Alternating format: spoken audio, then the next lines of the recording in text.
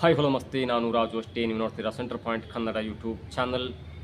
ಇಡೀ ವಿಶ್ವವನ್ನೇ ಬೆಚ್ಚಿ ಬೀಳಿಸಿದಂಥ ಹಾರ್ಮೋಜ್ ಜಲಸಂಧಿ ಇದೀಗ ಓಪನ್. ಭಾರತ ಚೀನಾ ಜೊತೆ ಟ್ರಂಪ್ ಚರ್ಚೆ, ಅತಿ ದೊಡ್ಡ ನಿರ್ಣಯ ಕೈಗೊಂಡಂಥ ಅಮೇರಿಕ, ಚೀನಾ ಕುತಂತ್ರಕ್ಕೆ ಸೆಡ್ಡು ಹೊಡೆದಂಥ ಟ್ರಂಪ್. ಏನಿದು ಅಪ್ಡೇಟ್ ಇವೆಲ್ಲವನ್ನು ನೋಡೋದಕ್ಕಿಂತ ಮೊದಲು ಇಲ್ಲೇ ತನಕ ನಮ್ಮ ಚಾನಲ್ನ ಸಬ್ಸ್ಕ್ರೈಬ್ ಮಾಡಿಲ್ಲ ಅಂದರೆ ಈಗಲೇ ಸಬ್ಸ್ಕ್ರೈಬ್ ಮಾಡಿ, ಜೊತೆಗೆ ಕಾಮೆಂಟ್ಗಳ ಮುಖಾಂತರ ತಮ್ಮ ಅಭಿಪ್ರಾಯವನ್ನು ತಿಳಿಸಬಹುದು. ವೀಕ್ಷಕರೇ, ಕಳೆದ 2 ದಿನದಿಂದ ಅಮೆರಿಕದ ದೊಡ್ಡಣ್ಣ ಟ್ರಂಪ್ ಅವರು ಒಂದು ಉತ್ತಮವಾದಂಥ ನಿರ್ಣಯವನ್ನು ಕೈಗೊಳ್ಳುತ್ತಾ ತಮ್ಮ ಮನಸ್ಸನ್ನು ಮಾಡಿದ್ದಾರೆ. ಜೊತೆಗೆ ಮೊನ್ನೆ ಟ್ರಂಪ್ ಅಂದರೆ ಅಮೆರಿಕದ ಅಧ್ಯಕ್ಷ ಟ್ರಂಪ್ ಭಾರತದ ಪ್ರಧಾನಮಂತ್ರಿ ಆಗಿರುವಂಥ ಮೋದಿಯವರ ಜೊತೆಗೆ 40 ನಿಮಿಷಗಳ ಜೊತೆ ಮಾತುಕತೆ ಆಡಿ ದ್ವಿಪಕ್ಷೀಯ ಸಂಬಂಧ ಬೆಳವಣಿಗೆ ಜೊತೆಗೆ ಬೇರೆ ಒಂದು ಮಾತನಾಡಿ ಕೊನೆಯದಾಗಿ ಹಾರ್ಮೋಜ್ ಜಲಸಂಧಿಯ ಓಪನ್ ಮಾಡೋದ್ರ ಬಗ್ಗೆ ಅದರ ಆಗುಹೋಗುಗಳ ಬಗ್ಗೆ ಸುದೀರ್ಘವಾದ ಚರ್ಚೆಯನ್ನು ಮಾಡಿದರು.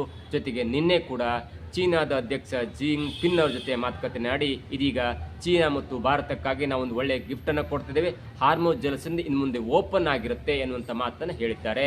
ಅವರು ತಮ್ಮ ಟ್ರುತ್ ಸೋಷಿಯಲ್ ಮೀಡಿಯಾದಲ್ಲಿ ಬರ್ಕೊಂಡ ಪ್ರಕಾರ ಭಾರತದ ಜೊತೆ ಮಾತಾಡಿದ್ದೇವೆ, ಮೋದಿಯವರ ಜೊತೆ ಮಾತಾಡಿದೆ, 40 ನಿಮಿಷಗಳ ಕಾಲ ಮಾತಾಡಿದ್ದೇವೆ, ಜೊತೆಗೆ ಚೀನಾದ ಅಧ್ಯಕ್ಷರ ಜೊತೆ ಕೂಡ ಮಾತಾಡಿದ್ವಿ ಮತ್ತು ಚೀನಾಕ್ಕೆ ಒಂದು ಒಳ್ಳೆಯ ಉಡುಗೊರೆಯನ್ನು ಕೊಟ್ಟಿದ್ದೇವೆ. ಅದೇನೆಂದರೆ, ನಾನು ಕೆಲ ದಿನಗಳ ನಂತರ ಚೀನಾಕ್ಕೆ ಪ್ರವಾಸ ಮಾಡಲಿದ್ದೇನೆ, ಆ ಮುಖಾಂತರ ಚೀನಾ ಕೂಡ ನಮ್ಮನ್ನು ಅಪ್ಕೊಳ್ಳುತ್ತೆ. ಯಾಕಂದರೆ ಇದೀಗ ಚೀನಾಕ್ಕೆ ಮತ್ತು ಭಾರತಕ್ಕೆ ಬೇಕಾಗಿರುವಂಥ ಹಾರ್ಮೋಜ್ ಜಲಸಂಧಿಯನ್ನು ಓಪನ್ ಮಾಡ್ತಾ ಇದ್ದೇವೆ. ಆದರೆ ಕಂಡೀಷನ್ಸ್ ಅಪ್ಲೈ. ಏನಂದರೆ, ಚೀನಾ ಯಾವುದೇ ಕಾರಣಕ್ಕೂ ಕೂಡ ಇರಾನ್ಗೆ ಯುದ್ಧ ಉಪಕರಣಗಳನ್ನು ಆ ಹಾರ್ಮೋಜ್ ಜಲಸಂಧಿ ಮುಖಾಂತರ ಕಳಿಸಬಾರದು. ಆ ಮುಖಾಂತರ ಚೀನಾ ಇರಾನ್ಗೆ ಕಳಿಸಬಾರ್ದು. ಆ ಮುಖಾಂತರ ಇರಾನ್ ತನ್ನ ಒಂದು ಯುದ್ಧ ಸಾಮರ್ಥ್ಯವನ್ನು ಕಡಿಮೆ ಮಾಡಿಕೊಳ್ಳುತ್ತೆ, ತನ್ನ ನ್ಯೂಕ್ಲಿಯರ್ ಪವರನ್ನು ಮಾಡುವ ನಿಟ್ಟಿನಲ್ಲಿ ತನ್ನ ಸಾಮರ್ಥ್ಯವನ್ನು ಕಡಿಮೆ ಮಾಡಿಕೊಳ್ಳುತ್ತೆ ಮತ್ತು ಬೇಕಾಬಿಟ್ಟಿ ಈ ಯುದ್ಧ ಉಪಕರಣಗಳನ್ನ ಪಡ್ಕೊಂಡು ಅದು ಇಸ್ರೇಲ್ ಬೇರೆ ಕುವೈತ್ ಜೋರ್ಡನ್ ಮೇಲೆ ದಾಳಿಯನ್ನು ಮಾಡುತ್ತೆ. ಹಾಗಾಗಿ ಈ ದಾಳಿ ಮಾಡುವ ನಿಟ್ಟಿನಲ್ಲಿ ಪರೋಕ್ಷವಾಗಿ ಚೀನಾ ಕೂಡ ಸಪೋರ್ಟ್ ಮಾಡ್ತೈತೆ. ಯಾಕಂದರೆ ಚೀನಾ ಇರಾನ್ಗೆ ಯುದ್ಧ ಉಪಕರಣಗಳನ್ನ ಸಪ್ಲೈ ಮಾಡ್ತಾ ಇತ್ತು ಎನ್ನುವಂಥ ಒಂದು ಮಾತು ಹೇಳಿತ್ತು. ಹೀಗೆ ಮಾಡಬಾರ್ದು, ಹೀಗೆ ಮಾಡಲಿಲ್ಲ ಅಂದರೆ ನಾವು ಹಾರ್ಮೋಜ್ ಜಲಸಂಧಿಯನ್ನು ಓಪನ್ ಮಾಡಿ ನಾವು ಗಿಫ್ಟ್ ಕೊಡ್ತೇನೆ ಎನ್ನುವಂಥ ಮಾತನ್ನು ಹೇಳಿ ಇದೀಗ ಹಾರ್ಮೋಜ್ ಜಲಸಂಧಿನ ಓಪನ್ ಮಾಡಿದೆ. ಈ ಮುಖಾಂತರ ನಾನು ಮುಂದಿನ ದಿನಗಳಲ್ಲಿ ಚೀನಾಕ್ಕೆ ಭೇಟಿ ಕೊಡ್ತೇನೆ ಮತ್ತು ಅಮೆರಿಕ ಮತ್ತು ಚೀನಾದ ಒಂದು ಬಾಂಧವ್ಯ ತುಂಬ ಚೆನ್ನಾಗಿರುತ್ತೆ ಅನ್ನುವಂಥ ಮಾತನ್ನು ಹೇಳಿದ್ದಾರೆ. ಭಾರತದ ಜೊತೆ ಮಾತನಾಡ್ತಾರೆ, ಚೀನಾ ಜೊತೆ ಮಾತನಾಡ್ತಾರೆ. ಇದೀಗ ಹಾರ್ಮೋಜ್ ಜಲಸಂಧಿ ಓಪನ್ ಮಾಡ್ತೇವೆ ಅನ್ನುವಂಥ ಮಾತನ್ನು ಕೊಟ್ಟಿದ್ದಾರೆ. ಸ್ವಲ್ಪ ಅಂದರೆ ಕಳೆದ 2 ದಿನಗಳಿಂದ ಇಸ್ರೇಲ್, ಇರಾನ್ ಮತ್ತು ಲೆಬನಾನ್ ನಡುವಿನ ಯುದ್ಧ ಸ್ವಲ್ಪ ಕಡಿಮೆಯಾಗಿದೆ.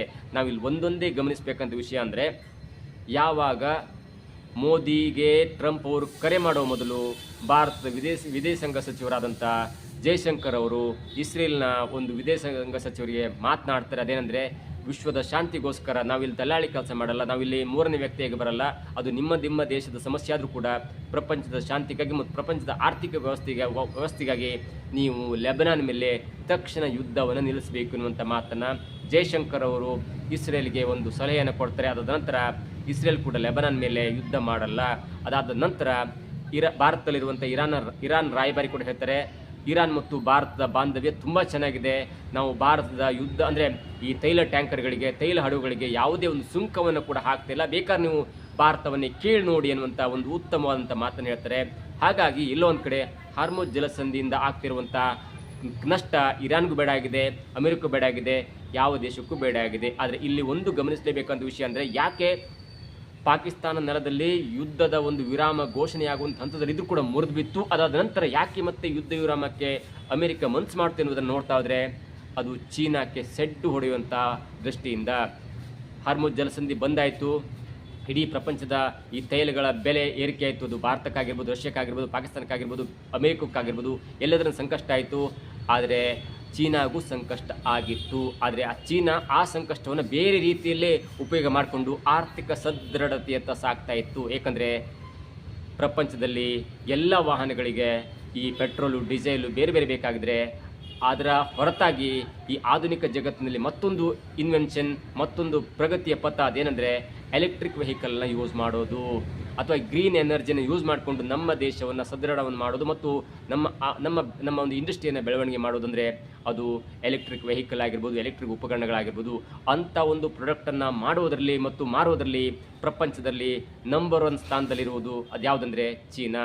ಇಡೀ ಪ್ರಪಂಚಕ್ಕೆ ಬೇಕಾಗ್ತಿರುವಂಥ 100ರಲ್ಲಿ 70% ಉತ್ಪಾದನೆ ಚೀನಾದಿಂದ ಆಗ್ತಿದೆ. ಹಾಗಾಗಿ ಒಂದು ಕಡೆ ಪೆಟ್ರೋಲ್ ರೇಟ್ ಜಾಸ್ತಿ ಆಗಲಿ, ಡೀಸೆಲ್ ರೇಟ್ ಜಾಸ್ತಿ ಆಗಲಿ, LPG ಜಾಸ್ತಿ ಆದರೂ ಕೂಡ ತಾವು ಉತ್ಪಾದನೆ ಮಾಡ್ತಿರುವಂಥ ಈ ಎಲೆಕ್ಟ್ರಿಕ್ ಉಪಕರಣಗಳನ್ನ ಪ್ರಪಂಚಕ್ಕೆ ಮಾರಿ ಅದರಿಂದ ಕೋಟಿ ಕೋಟಿ ಕೋಟಿ ಕೋಟಿ ಹಣವನ್ನು ಬಾಚ್ತಾ ಇದೆ. ಆ ವಿಷಯ ಇದೀಗ ಅಮೇರಿಕೆಗೆ ಅರ್ಥ ಆಗ್ತಿದೆ. ನಾವು ಹಾರ್ಮೋಜ್ ಜಲಸಂಧಿಯನ್ನು ಬಂದ್ ಮಾಡಿ ನಾವು ಬೇರೆ ಬೇರೆ ದೇಶಗಳಿಗೆ ತೈಲ ಹೋಗುವುದನ್ನು ನಿಲ್ಲಿಸಿ ಅವರಿಗೆ ನಷ್ಟ ಆಗುವುದು ಅನ್ನುವಂಥ ಲೆಕ್ಕಾಚಾರ ಒಂದು ಕಡೆ ಇದ್ದರೆ, ಅದನ್ನೇ ಉಪಯೋಗ ಮಾಡಿಕೊಂಡು ಅದನ್ನೇ ಬಂಡವಾಳವಾಗಿ ಮಾಡಿಕೊಂಡು ಇದೀಗ ಚೀನಾ ಅತ್ಯಂತ ದೊಡ್ಡ ಲಾಭವಾಗಿ ಮಾಡ್ಕೊಳ್ತಿದೆ.